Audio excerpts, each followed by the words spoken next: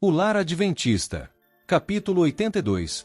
Como o cristão escolhe sua recreação. Recreação cristã ou divertimento mundano? A diferença entre recreação e divertimento. A recreação, na verdadeira acepção do termo, recreação, tende a fortalecer e construir, afastando-nos de nossos cuidados e ocupações usuais, proporciona descanso ao espírito e ao corpo, e assim nos habilita a voltar com novo vigor ao sério trabalho da vida.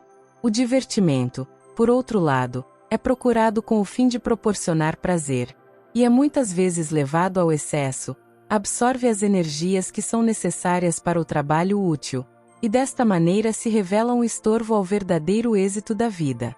Entre as associações dos seguidores de Cristo para a recreação cristã e as reuniões para divertimento e prazeres mundanos se notará marcado contraste. Em vez de oração e menção de Cristo e de coisas sagradas, se ouvirão dos lábios dos mundanos risadas tolas e conversação frívola. Sua intenção é propiciar divertimento geral. Sua diversão começa com estultícia e termina em futilidade. Mas é necessário haver grande temperança nas diversões, bem como em qualquer outra ocupação. E o caráter desses entretenimentos deve ser cuidadosa e cabalmente considerado. Todo jovem deve perguntar-se a si mesmo: que efeito terão essas diversões na saúde física, mental e moral? Ficará meu espírito tão absorvido que me esqueça de Deus? Deixarei de ter em mente a sua glória? Regra para se reconhecer o entretenimento lícito. Nunca devemos perder de vista o fato de que Jesus é uma fonte de alegria. Ele não se deleita na infelicidade dos seres humanos, mas aprecia vê-los felizes.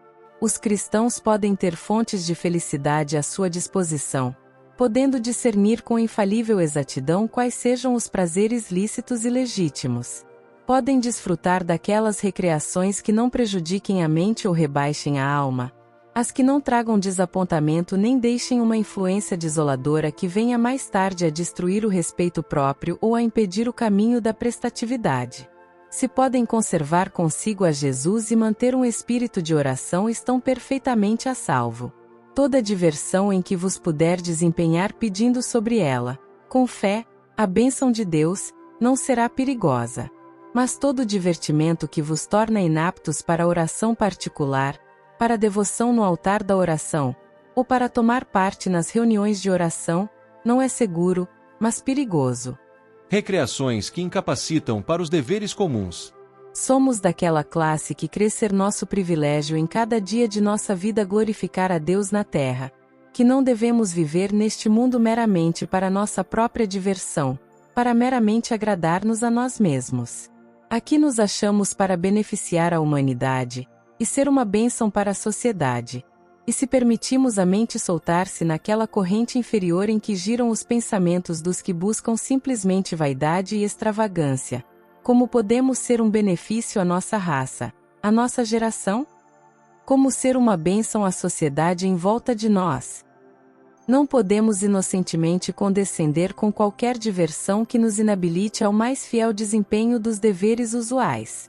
O bem-estar da alma não deve ser posto em perigo pela satisfação de qualquer desejo egoísta, e devemos evitar toda recreação que de tal modo fascine a mente que os deveres comuns da vida pareçam insípidos e desinteressantes.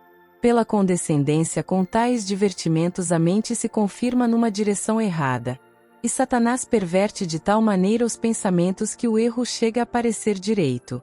Então a restrição e submissão aos pais, tal como Cristo prestou aos seus, parece insuportável. Reuniões sociais objetáveis. Há muitas coisas que são boas em si mesmas, mas que pervertidas por Satanás, provam-se um laço para os desprevenidos. Conforme são realizadas comumente, as reuniões sociais são um embaraço ao crescimento real, quer do espírito quer do caráter. Formam-se associações frívolas, hábitos de extravagância e de busca de prazeres, bem como muitas vezes de dissipação, coisas estas que moldam a vida toda para o mal. Em vez de tais diversões, pais e professores muito poderão fazer para suprir distrações sãs, que proporcionem vida. Tem havido, porém, em determinado lugar, reuniões de prazer, que tem sido um opróbrio às nossas instituições e à Igreja. Essas reuniões estimulam ao orgulho do vestuário, orgulho da aparência, à satisfação do próprio eu, ao riso e frivolidade. Satanás é recebido como hóspede de honra e toma posse dos que promovem essas reuniões. A visão de um desses grupos me foi apresentada, grupo em que se achavam reunidas pessoas que professam crer na verdade. Uma delas achava-se a um instrumento de música, e cantavam canções tais que faziam chorar os anjos da guarda. Havia ruidosa alegria, havia riso vulgar, abundância de entusiasmo, e uma espécie de inspiração, mas a alegria era daquela espécie que unicamente Satanás é capaz de produzir. É um entusiasmo e uma absorção de que os que amam a Deus se envergonharão. Preparam os que deles participam para pensamentos e ações profanos. Tenho motivos para pensar que alguns dos que tomaram parte naquela cena se arrependeram sinceramente do vergonhoso ato. Muitas reuniões dessa espécie me foram mostradas. Tenho visto a alegria, a exibição de vestidos, o adorno pessoal. Todos querem ser considerados inteligentes, e entregam-se ao riso, aos tolos gracejos, à lisonja vulgar e às ruidosas gargalhadas. Cintilam os olhos, as faces ficam coradas, e a consciência adormece. Comendo, bebendo e alegrando-se, fazem eles o que podem para se esquecer de Deus. A cena de prazer é seu paraíso, e o céu contempla, vendo e ouvindo tudo. As reuniões para divertimento confundem a fé, e tornam o motivo confuso e incerto.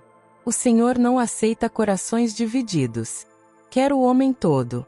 Poucos divertimentos populares são sadios. Muitos dos divertimentos populares no mundo hoje, mesmo entre aqueles que pretendem ser cristãos, propendem para os mesmos fins que os dos gentios, outrora. Poucos há na verdade entre eles que Satanás não torne responsáveis pela destruição de almas. Por meio da arte dramática, ele tem operado durante séculos para provocar a paixão e glorificar o vício. A ópera com sua fascinadora ostentação e música sedutora, o baile de máscaras, a dança, o jogo de cartas, Satanás emprega para derribar as barreiras dos princípios e abrir a porta à satisfação sensual. Em todo o ajuntamento para diversão onde é alimentado o orgulho e satisfeito o apetite, onde a pessoa é levada a esquecer-se de Deus e perder de vista os interesses eternos, ali está Satanás atando suas correntes em redor da alma. O verdadeiro cristão não desejará entrar em qualquer lugar de divertimento ou empenhar-se em qualquer diversão sobre os quais não possa pedir a bênção de Deus. Ele não será encontrado nos teatros, nem nos salões de bilhar ou de boliche. Não se unirá com os alegres valsistas nem tolerará qualquer outro prazer sedutor que banirá Cristo da mente. Aos que anseiam por essas diversões, respondemos: não podemos condescender com elas em nome de Jesus de Nazaré. A bênção de Deus não poderia ser invocada sobre o tempo gasto no teatro ou na dança. Nenhum cristão desejaria enfrentar a morte em tal lugar. Ninguém desejaria ser aí encontrado quando Cristo vier. Descobrir-se-ão meios para alcançar os corações. Alguns dos métodos usados nesta obra serão diferentes dos que foram usados na mesma no passado, mas não permitamos que alguém, por causa disto, ponha obstáculos no caminho mediante a crítica. Teatro, ninho de imoralidade. Entre os mais perigosos lugares de diversões, acha-se o teatro. Em vez de ser uma escola de moralidade e virtude, como muitas vezes se pretende, é um verdadeiro foco de imoralidade. Hábitos viciosos e propensões pecaminosas são fortalecidos e confirmados por esses entretenimentos. Canções baixas, gestos, expressões e atitudes licenciosos depravam a imaginação e rebaixam a moralidade. Todo jovem que costuma assistir a essas exibições se corromperá em seus princípios.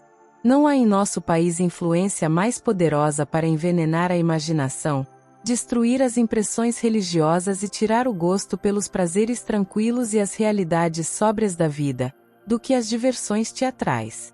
O amor a essas cenas aumenta a cada condescendência, assim como o desejo das bebidas alcoólicas se fortalece com seu uso. O único caminho seguro é abster-nos de ir ao teatro, ao circo e a qualquer outro lugar de diversão duvidosa. Dança, uma escola de depravação. Em muitas famílias religiosas a dança e o jogo de cartas são feitos um passatempo familiar. Argumenta-se que esses são divertimentos domésticos tranquilos, os quais podem ser desfrutados a salvo sob as vistas paternas. Mas assim é cultivado o amor por esses prazeres estimulantes, e o que era considerado inofensivo no lar não será por muito tempo considerado perigoso fora. Ainda está por provar que haja qualquer bem a ser obtido desses divertimentos. Eles não dão vigor ao corpo nem repouso à mente. Não implantam na alma qualquer sentimento santo ou virtuoso. Ao contrário, destrói todo o gosto por pensamentos sérios ou pelo culto. É certo que há um grande contraste entre as reuniões da classe mais seleta e as promíscuas e degradantes reuniões das casas de dança vulgar. Mas todas são passos no caminho da dissipação. A dança de Davi não é um precedente. A dança de Davi em júbilo reverente, perante Deus, tem sido citada pelos amantes dos prazeres para justificarem as danças modernas da moda, mas não há base para tal argumento. Em nosso tempo a dança está associada com a extravagância e as orgias noturnas. A saúde e moral são sacrificadas ao prazer. Para os que frequentam os bailes, Deus não é objeto de meditação e reverência. Sentir-se-ia estarem a oração e o cântico de louvor deslocados, na assembleia deles. Esta prova deve ser decisiva. Diversões que tendem a enfraquecer o amor pelas coisas sagradas e diminuir nossa alegria no serviço de Deus, não devem ser procuradas por cristãos. A música e dança, em jubiloso louvor a Deus, por ocasião da mudança da arca, não tinham a mais pálida semelhança com a dissipação da dança moderna. A primeira tendia à lembrança de Deus, e exaltava seu santo nome. A última é um ardil de Satanás para fazer os homens se esquecerem de Deus e o desonrarem. Jogo de cartas, prelúdio para o crime. O jogo de cartas devia ser proibido. As associações e tendências são perigosas.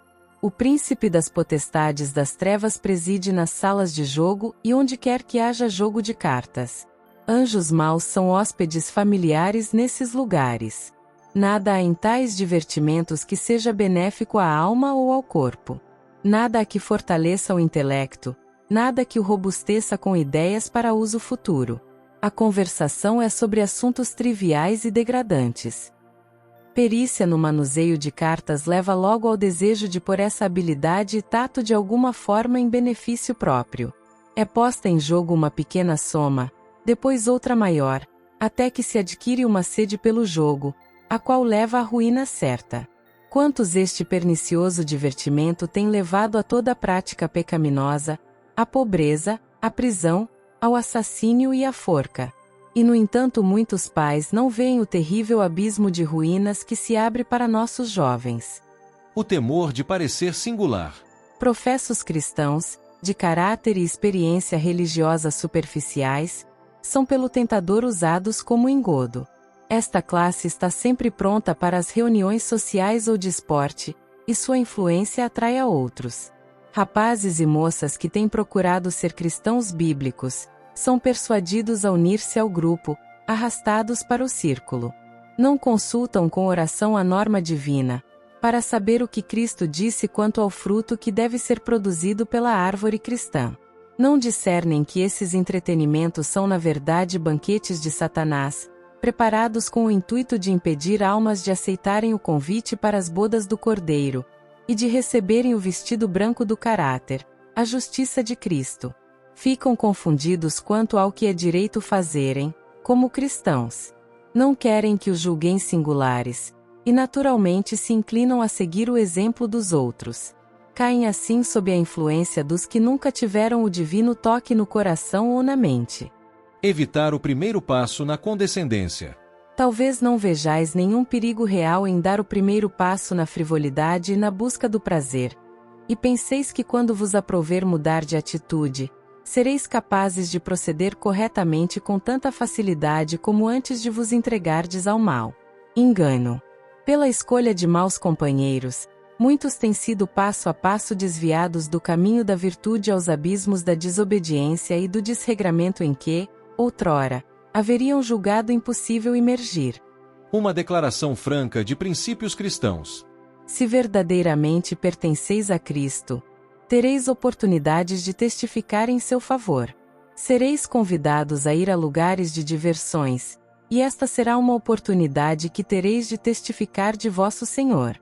Se fordes leais a Cristo então, não procurareis encontrar desculpas para não aceitar o convite, mas clara e modestamente declarareis que sois filhos de Deus, e vossos princípios não vos permitiriam estar num lugar, mesmo ocasional, onde não podeis convidar a presença de vosso Senhor.